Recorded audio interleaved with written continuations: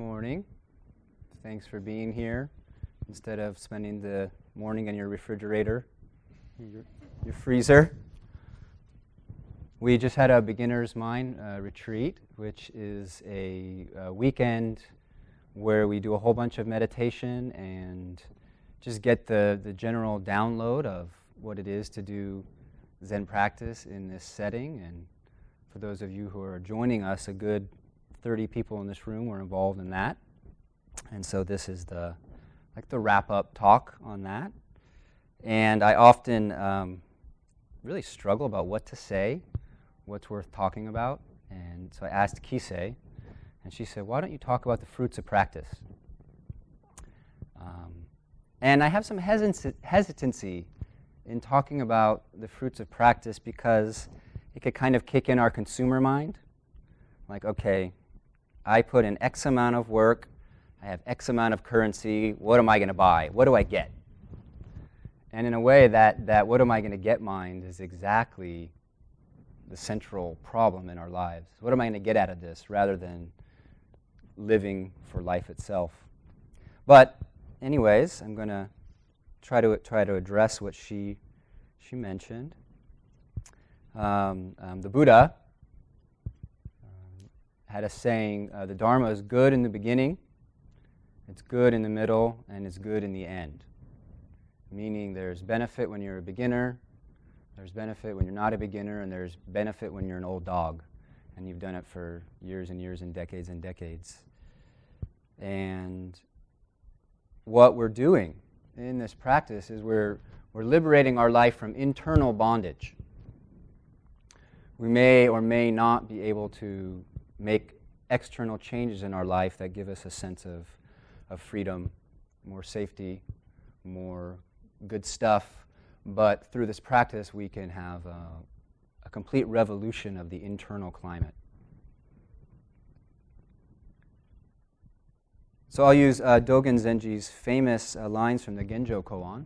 So Jogen Sensei is a very important teacher in our lineage, and he has this really beautiful teaching. You could look it up pretty easy, called the Genjo Koan, which means something like the way of everyday life, or the question that everyday life presents to you. And the basic question is, how do I be free? Or I've been thinking of it, why am I not free? What is it that keeps me from having a sense of inner freedom? So these lines are from the Genjo Koan. Jogen Sensei said, to study Buddhism is to study oneself. Another translation, study Buddhism is to study the self. Then he said, to study oneself is to forget oneself. To forget oneself is to be actualized by myriad dharmas, myriad things. Sometimes it's said, to forget oneself is to be enlightened by the 10,000 dharmas, meaning everything. To be enlightened by the 10,000 dharmas, to be actualized by the myriad things, is to free one's body-mind and the body-mind of others. No trace of this forgetting remains, and this traceless forgetting continues endlessly. It's quite beautiful. So I'd like to just go through each line and make some comments. So to study Buddhism is to study the self. So with this aspect of practice, what we're talking about is illuminating our mind, bringing light to our mind. The primary place where we dwell is not Portland, not the United States of America, not even planet Earth. The primary place where we dwell is our mind. That's the atmosphere that we breathe, mostly. And so we are illuminating this mind, and we're coming to understand this mind. And in a way, this teaching is pointed to, let's cut to the chase. Where are you most empowered to develop well-being? Where is your energy most efficacious in becoming liberated? It's looking at your own mind. And so in Zen, looking into ourselves is girded by that observation.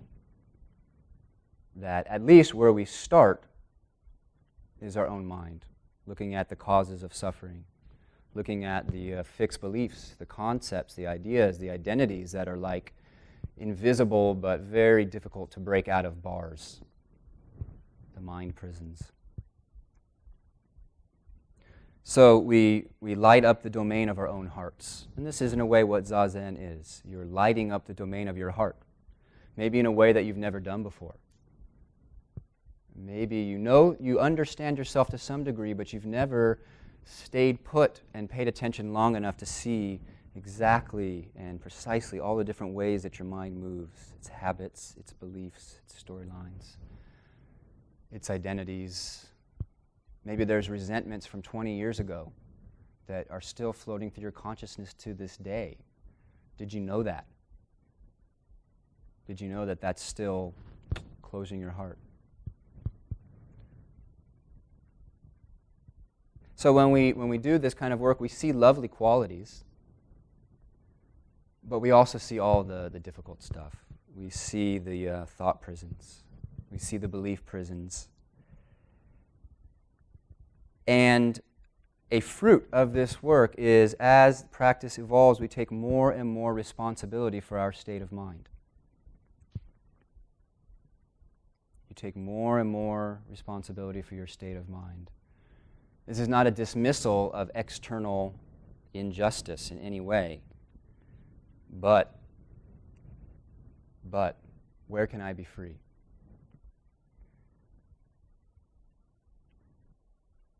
So we take more and more responsibility for our state of mind, and this is sobering. It's sobering and it's clarifying because we know where our work is, and we see that the mind is quite trainable.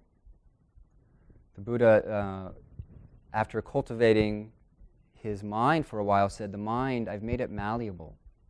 I've made it flexible. In a way, the mind is always malleable and flexible. That's why it's jumping from thing to thing. It's not fixed. It's really fluid. The mind is like consciousness water. It flows into whatever shape comes before it. And it's slippery. You you try to grasp it and you lose it, but you can create a container to let it come to rest. So the mind is trainable, and so positive habits can be cultivated. That's certainly a part of Buddhist practice. We study the self, we see the habits that really aren't serving us, we can cultivate ones that do. And so it's an attitudinal training. We starve the habits that are not helpful from attention. We know they're there, we let them arise, but we don't feed them. There's a way in which we withdraw the nutrients that keep, let's say, my resentment going, or the nutrients that keep my anxiety going. I see what those nutrients are. Nutrients is not quite the right word, is it? But something feeds them, and you start to withdraw that. You cut off that supply, and slowly over time it withers. So imagine all the energy you could reclaim if you reduce the amounts of thoughts about how our children, your parents, your coworkers and friends could be different, should be different. If you took all of that energy and put that energy into being the person that you want to be, imagine how much energy would be freed up. This is part of the responsibility we're looking at with the Dharma. And so even seeing the so-called bad stuff about ourselves starts to become rewarding. I talked about the 3 poisons as a framework to nest your meditation in. So I say Zazen, or this practice, is about becoming free internally. Well, what does that mean? That means non-aversion, non-attachment. It means non-ignorance. The 3 poisons being grasping and hatred and going unconscious. And so we see that stuff, and we're becoming honest as we see it. We're becoming more accurately aligned with the way our mind is, and actually we become very humbled. You can't really meditate for a long time and hold on to your pride, at least not for too long. Or maybe eventually it has to go, because in studying the human heart, you know that yours is the same as everyone else's. You contain the same seeds. And so there's the great leveling. The great leveling. So studying the self. And now he's going through this in a way like as if they're stages, but it's not like you graduate from studying the self. Like I've done this practice for a long time. I'm not done studying the self. I'm actually surprised all the time about what an idiot I am at times, or how arrogant I can be. Or, I never noticed I had this fixed belief that I had to be a certain way in a certain situation. Isn't that interesting? All these years that's been operating. Sort of like another teacher talks about, there's minimized windows that we don't see on our operating system, and they're running. They're taking CPU power, but you just don't know because they're just... So studying the self. Now next, Dogen says, to study oneself is to forget oneself. To study oneself is to forget oneself. Now, we aren't the center of the universe. That's probably not news. We often think we're the center of the universe. We act as if we're the center of the universe, but we're not the center of the universe. But it's also true if we let go of being the center of the universe enough, we realize, I'm the center of the universe.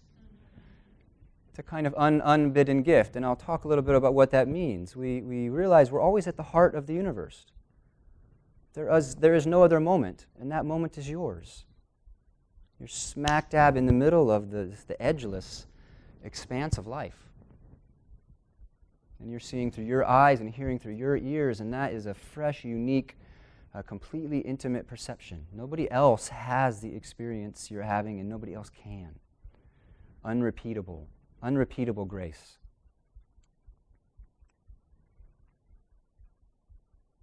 So during this weekend, we mostly emphasized the work of studying oneself. So we could say it was steadying oneself, coming into a quality of presence, slowing down, bringing the mind into the body, lighting up the domain of the mind. And then we were studying oneself, learning about ourselves just from that observation. But there's also a time that comes in your Zazen, and my wish is that you continue until this starts to open up for you, where there's just a thorough release. A thorough release. There's a thorough surrender of opposition to what is. Can you connect with that phrase, opposition to what is? It's like one good definition of suffering. Is that you have your moment, whatever your moment is, and there's some way in which you're grading against it. You have some belief that you shouldn't be experiencing it, or you don't want it, or you're longing for a different experience, and we've mistaken happiness. Happiness is the absence of that longing for things to be different, not the object of our imagination. Did I communicate that clearly? That's the place that we get duped. It's not the presence of the thing you think you don't like. It's the presence of the thought that you don't like it that is in the way of you being deeply at ease and satisfied.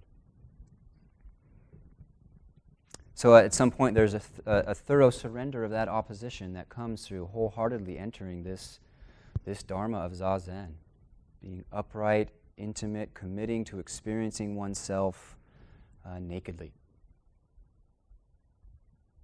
There's a thorough dropping of me versus the world. That whole idea of being in opposition to circumstances, at least for a time, abated. The great Master Sheng Yen talked about the cycle of meditation as having basically three points. And the first is quiet mind, not a thoughtless mind. Some people want to do an internal lobotomy when they do Zazen. They want to have no thoughts. A quiet mind, it's more like letting thoughts move through. It's a relationship to your thoughts rather than an absence. So quiet mind, and then unified mind.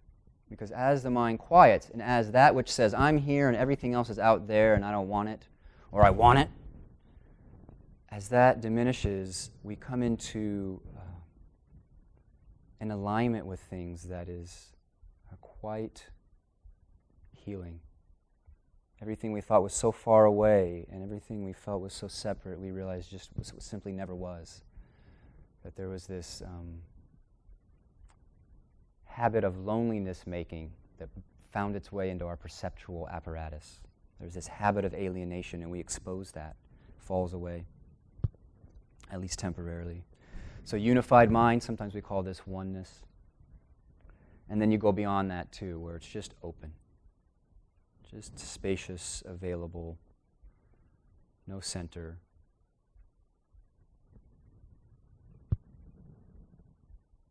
And that's great peace. And that's available to all of us. And it's not a matter of I'm going to get that state and I'm going to live there and then nothing bad's going to happen. It's a matter of tasting it. You taste it. And you know it's true, and then you will be inevitably compelled and called to return to that quality of openness because, as Roshi said earlier, you recognize that as yourself. So if you allow it and you create the conditions and you don't shirk from it, Zazen will organically bloom beyond you. You think you're doing meditation, but really meditation is doing you. And you can let it do you beyond yourself.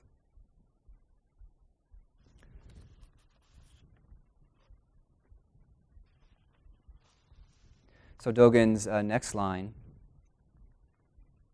he said, to forget the self. And we'll rewind just a bit. This forgetting yourself is not some mystical experience that's necessarily going to whap you over the head. You know this experience. Because at times you've been absorbed in things so fully that there's just that thing.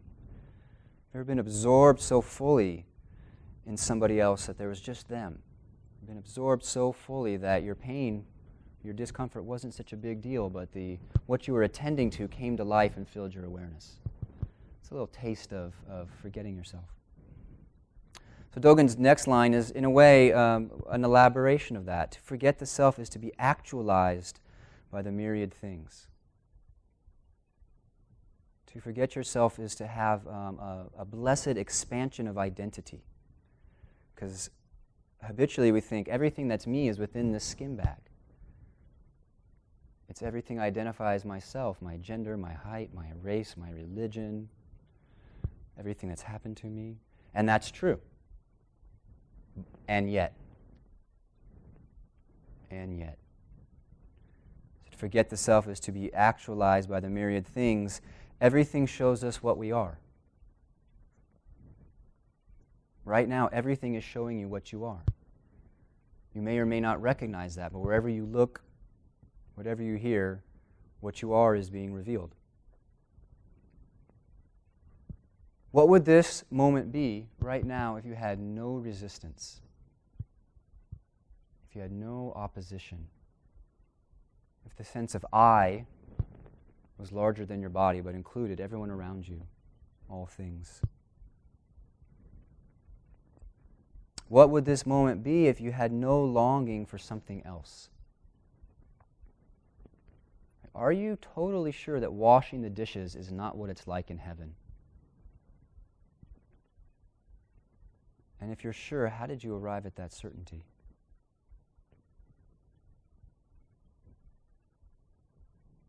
So to be actualized by the myriad things, life can teach and surprise and delight us if we're receptive. People can continually surprise us. Now our narratives and thoughts, people is the place where, for most of us, we're most triggered and our delusion is most alive. We're social creatures and we suffer the most in our social life. And you might notice through your practice that often you have a thought or a judgment or a belief about somebody and that you've actually stopped relating to that person, but you've began relating to that thought, to that belief, to that judgment. It's become a stand-in for the actual person. It's like there's a cardboard cutout that you see. You no longer actually encounter them anymore because the idea springs up so quickly for you that that's what you relate to. You can't get past it. But people, places, things, it's all included, are nothing but nuance. nothing but nuance. To feel that we know somebody at some level is a kind of violence. It's a violence to ourselves and it's a violence to them. If we relate to mental concepts about people, places, and things, then that's what we get. And that's what we relate to. A friend of mine talked about when she's in openness mind. She said, when I'm in openness mind, I go to the grocery store and I feel like there are Zen masters everywhere. We can be surprised. We can both be astonished by how much we close ourselves off to, how much joy and beauty and connection, but also what a wonder it is to actually move through our life in don't know mind. So practicing Zazen is a commitment to intimacy. It's a commitment to releasing the concluded mind. And sometimes when I'm in an intimate conversation with somebody, I forget who I am. I forget who is who. But I'm not confused. Or often I'm sitting in meditation, and this is not merely my robe, but my robe, I'm clothed by the bird song and the morning breeze and the sound of traffic and everybody else.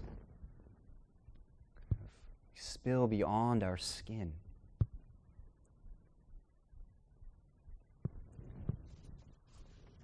So Dogen's last lines, well actually the last two lines, I committed to doing a half an hour talk and I might actually succeed with it, so I'm going to stick to my guns. Dogen's last two lines are to be actualized by the myriad things, or another translation, to be enlightened by the myriad things, is to free one's body and mind and the body and mind of others. To be actualized by the myriad things is to free one's body and mind and the body and mind of others. No trace of enlightenment remains, no trace of the forgotten self remains, yet this no trace continues endlessly.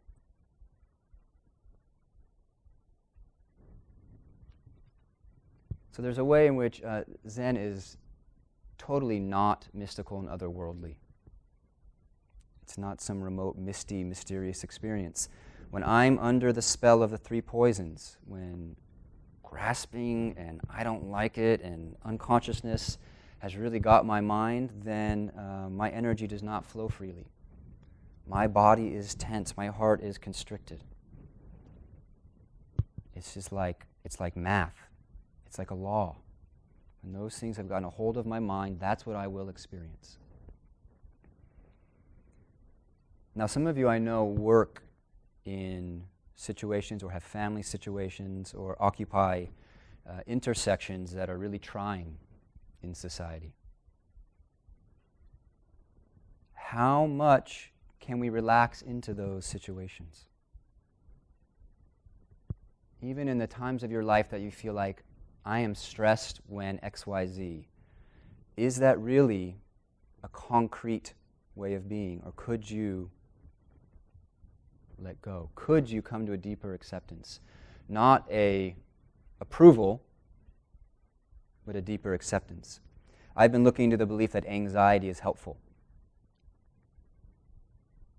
Or anxiety is necessary. So when I look into the quality of anxiety, and often I have absolutely no reason to be anxious, and I look into why am I anxious, there's some thought in my mind that if I'm anxious, it will help me, kind of give me the energy to do what I need to do. And as soon as I start to look at that belief about thinking actually that anxiety is helpful, I'm able to let it go. I'm able to release. And I'm encouraged by that because the less anxious I am, the more other people around me can relax into themselves. I free my body and mind, and I begin to free the body and mind of others. Maybe it's not mystical, but it's pheromonal. You know it when you walk into a room where there's just an argument, even if it's silent.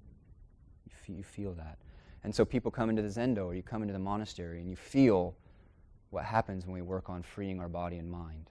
There's an ambiance.